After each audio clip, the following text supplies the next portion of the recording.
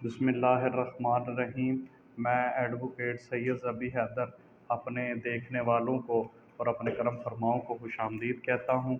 और आज का लेक्चर जो है वो फ़ौजदारी वकला और स्टूडेंट ऑफ लॉ और स्टूडेंट ऑफ हिस्ट्री जो हैं वो उनके लिए मुफीद है, साबित हो सकता है। और आज मैं जिस टॉपिक पे बात करना जा रहा हूँ वो है जुल्फ़िकार अली भुट्टो केस। जुल्फ़िकार अली भुट्टो का केस जो है वो उसमें क्या क्या बेज़ाब्तियाँ हुई, और वो एक तो दौर मार्शल लॉ का था, डेमोक्रेसी का जो है वो दौर नहीं था।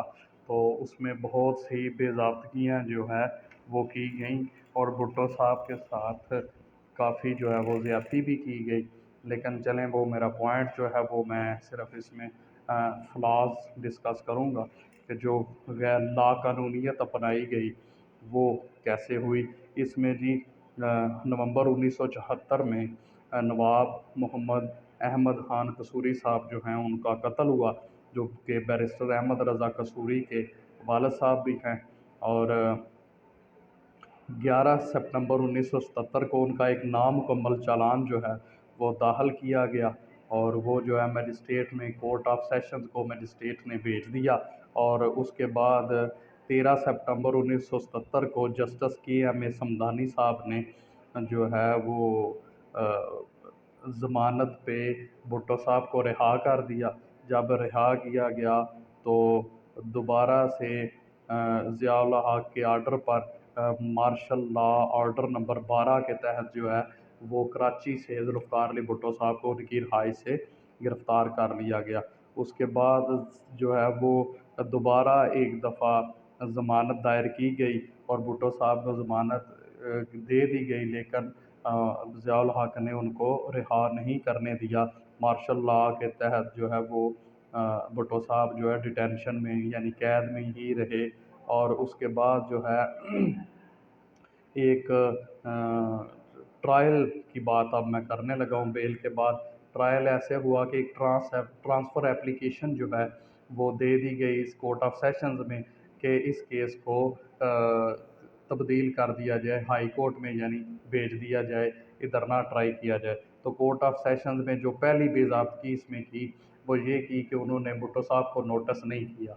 वो दरख्वास्त बनती ही नहीं थी। हाई कोर्ट चूँकि ट्रायल कोर्ट नहीं है, वो बनती ही नहीं थी। एक तो उन्होंने एप्रिशिएट उसको एप्लीकेशन को कर लिया और दूसरा जो है वो नोटिस भुट्टो साहब को किए बगैर उस केस का उस एप्लीकेशन का उस दरख्वास्त का फ़ैसला सुना दिया कि इस केस को जो है वो हाई कोर्ट भेज दिया जाए।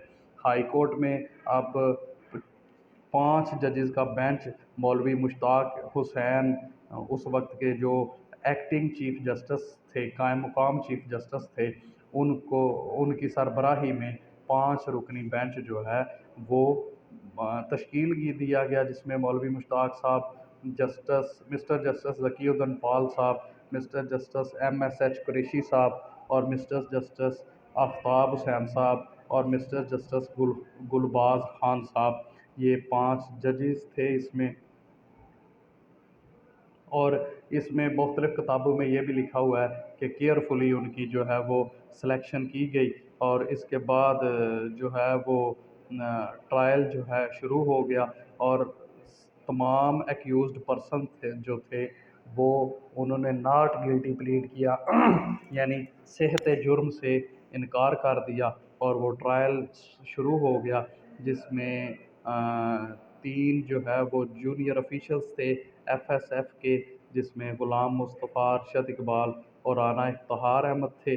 उन्होंने एक FSF एक फ़ोर्स थी उस वक्त जो थी फेडरल की, तो उसमें जो है वो इन 3 लोगों ने, ग़ुलाम मुस्तफ़ा, अरशद इकबाल और राना इफ्तिखार अहमद ने कन्फेशन कर लिया, इकबाल जुर्म जो है वो कर लिया। और उन्होंने ये कहा कि हमने ये जो है भुट्टो साहब के हुक्म से ये जो है जो भुट्टो साहब के हुक्म से ये किया था। इसमें टोटल जो मुल्ज़मान हैं जी वो 6 बनते हैं। एक भुट्टो साहब थे, एक मियाँ मोहम्मद अब्बास साहब थे जो सीनियर ऑफिशियल थे, और फेडरल सिक्योरिटी افسر تھے اور 3 جونیئر آفیشل تھے، سوری یہ 5 ملزمان جو ہیں وہ بنتے ہیں۔ تو ایک بھٹو صاحب، ایک میاں محمد عباس صاحب جو سینئر آفیشل تھے فیڈرل سیکورٹی فورسز کے، اور ایک تھے 3 جونیئر آفیشلز تھے جنہوں نے یہ قتل کیا تھا، اور ایمبوش یعنی گھات لگا کے ان کو قتل کیا گیا، اور انہوں نے کہا کہ یہ ہمارے بھٹو صاحب کے کہنے پہ کیا گیا ہے۔ اس کے بعد جو ہے وہ ججمنٹ سنا دی گئی 18 مارچ 1978 کو، اس کی ججمنٹ ہو گئی، فیصلہ سنایا گیا، جو کہ جسٹس آفتاب حسین صاحب نے یہ فیصلہ سنایا تھا، اور کافی ڈیٹیلڈ مختلف کرمنل لا کے جو پوائنٹس ہیں اس نے اس میں ڈسکس کیے تھے، اس میں وہ لکھے انہوں نے، لیکن وہ جو ہے وہ انہوں نے کافی وائلیشنز بھی، کرمنل لا کے رولز جو ہیں ان کی کافی وائلیشن بھی ہوئی اس میں، اور آئین جو کانسٹیٹیوشن کے پوائنٹس انہوں نے ڈسکس کیے وہ بھی ذوالفقار علی بھٹو کو مجرم نہیں ٹھہراتے تھے، لیکن انہوں نے کر دیے۔ یہ اس وقت ایک یک طرفہ ٹرائل کیا گیا اور ذوالفقار علی بھٹو کو سزائے موت سنا دی گئی۔ اس کے اور یہ جو ریمارکس انہوں نے بھٹو صاحب کی فیتھ کے بارے میں اور ایٹیٹیوڈ کے بارے میں دیے وہ انتہائی ڈس رسپیکٹفل تھے، ان کی شان و شوکت اور احترام کے خلاف تھے۔ میں انشاءاللہ اگلے لیکچر میں اس کیس کی اپیل پہ بات کروں گا کہ سپریم کورٹ میں جب اپیل کی گئی تو اس وقت کیا ہوا۔ اس میں فلاح یہ تھا، آج کے لیکچر میں جو میں نے کیس ڈسکس کیا ذوالفقار علی بھٹو کیس، اس میں سب سے بڑا فلاح یہ ہے کہ ایک تو اس کو ایپیلیٹ کورٹ میں جو ہے وہ یہ ٹرائل کیا گیا، دوسرا یہ کہ مارشل لا کے دور تھا، تو اس میں کافی ساری بے ضابطگیاں، آئین اور قانون کی خلاف ورزیاں کی گئی۔ تو یہ مقصد تھا آج کے لیکچر کا کہ اسٹوڈنٹس آف لا جو ہیں، شعبہ قانون کے جو طلباء ہیں، ان کو باور کرایا جائے کہ پاکستان کی ہسٹری میں کون کون سی غلطیاں کی گئیں، کیسے کیسے جو ہے کرمنل لا کے رولز جو ہیں ان کی وائلیشن کی جاتی رہی، رول آف لا کو کس طرح نقصان پہنچایا جاتا رہا ہے۔ تو اسٹوڈنٹس آف لا اور اسٹوڈنٹس آف ہسٹری اور وکلاء صاحبان جو ہیں آج کے لیکچر سے فائدہ اٹھا سکتے ہیں۔ اگلے لیکچر میں پھر ملاقات ہوگی۔ آپ کی زحمتوں کو تمام کرتے ہیں۔ اللہ حافظ۔